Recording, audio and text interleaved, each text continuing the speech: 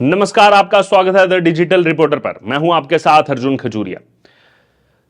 दोस्तों, आप जानते हैं कि बीते कल दो राज्यों में चुनाव के नतीजे सामने आए हैं और इन दो राज्यों की अगर बात की जम्मू कश्मीर और हरियाणा, तो चौंकाने वाले भी कुछ रिजल्ट हैं। बीजेपी का लग नहीं रहा था सरकार बनाएगी, लेकिन आखिरकार सरकार बना ली। इसी बीच हरियाणा की अगर बात की जाए, आप हरियाणा का रिजल्ट देखिए। 48 बीजेपी, 37 यहां पर कांग्रेस पार्टी, 2 INLD और 3 इंडिपेंडेंट। बाकी जेजेपी, आम आदमी पार्टी, किसी का खाता ही नहीं खुला। बीएसपी, किसी का खाता नहीं खुला। लेकिन अब अरविंद केजरीवाल की वो वीडियो वायरल हो रही है। अरविंद केजरीवाल जमानत पर बाहर आए। बाहर आने के बाद इस्तीफा दिया क्योंकि कोई पावर नहीं थी अरविंद केजरीवाल के पास, क्योंकि जमानत इसी शर्त पर मिली थी कि आप जो है ऑफिस नहीं जाएंगे, किसी फाइल पर साइन नहीं करेंगे, इसलिए इस्तीफा देना पड़ा। खुद जितना भी वो अपने आप को दिखाएं, जितना भी शरीफियत दिखानी हो वो दिखा सकते हैं, लेकिन असलियत यही है कि रिस्ट्रिक्शंस बहुत ज्यादा थी जमानत मिलते हुए। बहरहाल हरियाणा पहुंचे, रहने वाले हरियाणा के ही हैं अरविंद केजरीवाल। जाकर के एक इमोशनल कार्ड खेलने का भी प्रयास किया उन्होंने। कहा कि मैं हरियाणा का बेटा हूं।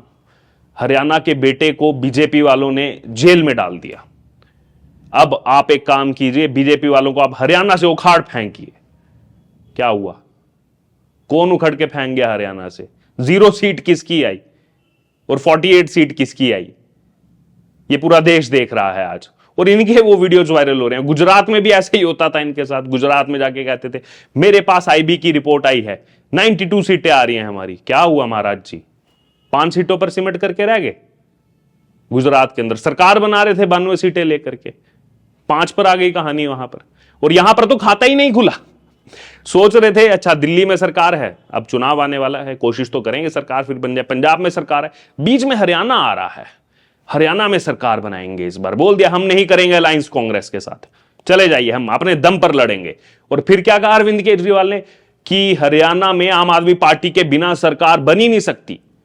मतलब किसी की भी सरकार आ जाए, बहुमत किसी को नहीं मिलेगी, आम आदमी पार्टी की जरूरत पड़ेगी, आम आदमी पार्टी के विधायकों की जरूरत पड़ेगी और उसके बाद अलायंस में सरकार बनानी पड़ेगी, चाहे किसी की भी आए।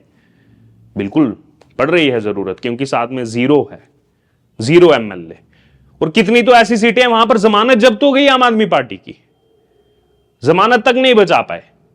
अब आप सोच रहे होंगे ये जमानत जब्त होना क्या है? जमानत जब्त होने का मतलब कि जिस पर्टिकुलर कॉन्स्टिट्यूएंसी में जितने वोट कास्ट हुए हैं उसमें से 10% वोट, अगर आपको 10% से ज्यादा वोट मिलता है तो एक ये कहावत है हमारे यहां कि जमानत बच गई, कि 10% से ज्यादा लोगों ने वोट दिया।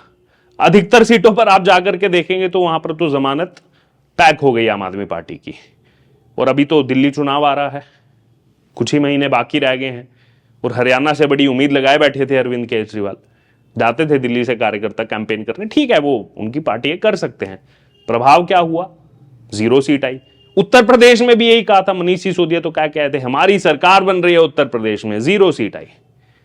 जब आप दावा कर रहे हैं सरकार बन रही है, कुछ तो विधायक जीतने चाहिए। जिस कॉन्फिडेंस से यहां पर आप कहते हैं, अरविंद केजरीवाल कहते हैं, और जैसे ये कहकर आए थे कि आम आदमी पार्टी के बिना तो सरकार बन ही नहीं सकती हरियाणा में। कुछ महीने पहले भी इन्होंने कहा था जब जेल से बाहर आए थे, दिल्ली वालों से कहा था उस समय कि बीजेपी ने मेरे को जेल में डाल दिया, आप लोग मुझे वोट दो। अगर आप चाहते हो कि अरविंद केजरीवाल जेल में नहीं जाए तो आप ये सातों की सातों सीटें हमें अलायंस को जिता दो। क्या हुआ?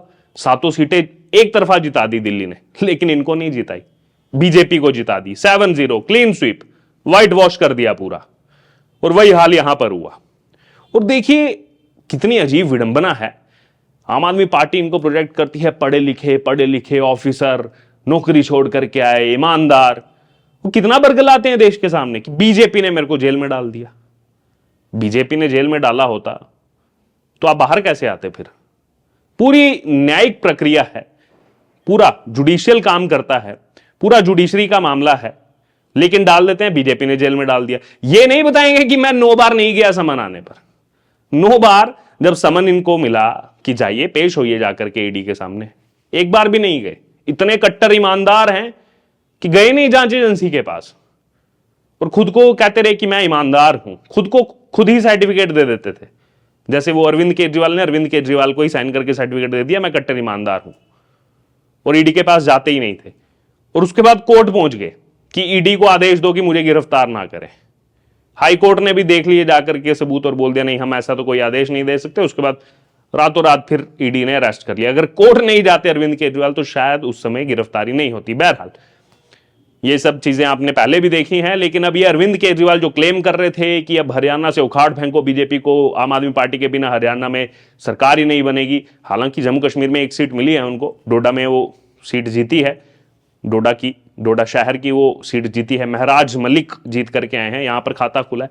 लेकिन जिस हरियाणा में इतना क्लेम किया जा रहा था वहां पर पूरा क्लीन स्वीप, यानी कि एक भी सीट नहीं आई, 0 सीट आम आदमी पार्टी की।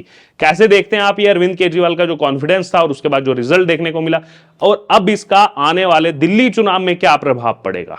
क्या दिल्ली की जनता अब इसको कैसे देखेगी? क्योंकि वो 5 साल पहले दिल्ली में चीजें कुछ और थी, फ्री बिजली पानी का मुद्दा चल रहा था, अब वो मुद्दा गया, लोगों के 40-40 हजार पानी के बिल आए हैं वहां पर। फिर उनको ये कहते हैं कि आप एक काम करो, सेटलमेंट कर देते, आप 20,000 दे दो, बिल खत्म। 20,000 पानी का बिल, जो कहते रहते हैं अभी भी कि हम जाकर के बिजली पानी फ्री दे रहे हैं, और दूसरी तरफ दिल्ली में लोगों को कहते हैं कि आप 40,000 बिल आया, आप 20,000 दे दो, सेटलमेंट कर देते हैं। ये सच्चाई है इनकी। बहरहाल आपका क्या कहना है अरविंद केजरीवाल पर, जो क्लेम ये कर रहे थे और कह रहे थे, लोगों से रिक्वेस्ट कर रहे थे हरियाणा वासियों से कि मैं तो आप ही का बेटा हूं, मैं तो यहीं का हूं, उखाड़ फेंक दो बीजेपी को यहां से। उसके बाद क्या हुआ आप सबके सामने। आपकी क्या राय है आप जरूर कमेंट बॉक्स में शेयर करें, और दिल्ली चुनाव में क्या देखने को मिलेगा, क्या लग रहा है आपको, जरूर कमेंट बॉक्स में शेयर करें। बने रहें द डिजिटल रिपोर्टर के साथ। धन्यवाद।